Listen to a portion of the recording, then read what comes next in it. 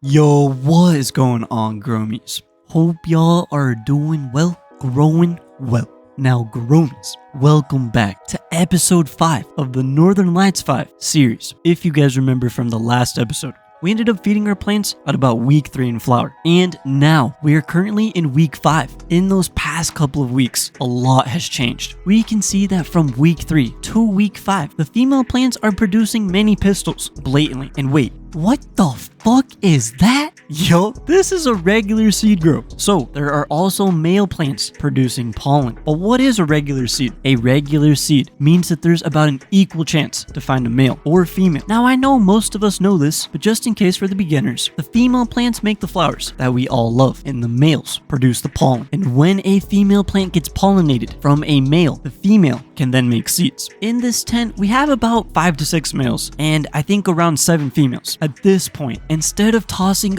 all of the males, I am picking the 2 best, most aromatic male plants and leaving them inside the tent just for a few days to pollinate the other females. Oh my god, seeds in my weed, bro. This shit is Reggie. Nah, GROWMIES. For real, like a few seeds here and there is not a big deal. And it's actually important to preserve your strains for future growing. Sure, you can always take clones, but seeds are always much more sturdy. Technically, this is my first time ever making regular seeds. I have reversed some female autos to create feminized autos, aka purple mindset. So I figured I might as well try doing a regular seed and see what happens. Now, I'm not gonna lie, I was looking at the male plants, I saw the pollen, okay. But then out of nowhere, these pollen sacs just started dumping all over the tent, bro. Which was way more pollen than I was expecting. After the next morning that I woke up and opened the tent, it was a shit show of pollen everywhere. So I decided to get those males the fuck out of there ASAP and put them straight to compost. I don't know how many seeds I'm gonna get, but at least I know I'm about to have a bunch of fire Northern Lights number 5 seeds for the future. Anyways, regarding growing this plant, up to this point, Northern Lights number 5 has been one of the easiest grows of my life, requiring basically no work.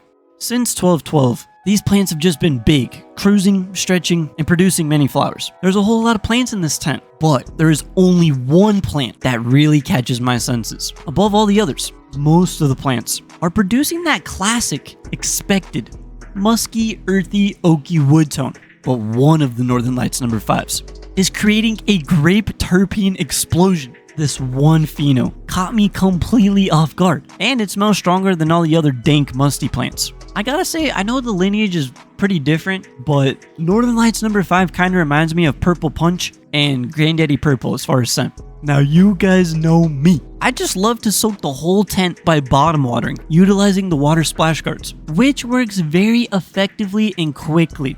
But since our feed is a top dress and the plants are just doing okay health-wise, I would say that they definitely need 1 or 2 top waters to help break down the top amendments quicker, which is what we're going to do right now. And that's pretty much it for NL5. Since the start of this grow, we have been smooth sailing the whole way, and NL5 has just been a breeze to grow. Hopefully there isn't too many ridden seeds because of the male plants that I decided to keep, but I think next time I'm going to heavily defoliate the males to where there's only a couple pollen sacs for the whole tent. Looking at the flowers, I can see them making seeds right now. And regardless how this tent comes out, it's going to be a good experiment, and I'll have a lot of incredible genetics. Also, I will say too, before you guys are going in the comments, you ruined your grower's mindset, it's over, it's all pollinated. I will say, before I decided to leave into the males, I actually got some advice from Jack Ash, who has been breeding his whole life with regulars.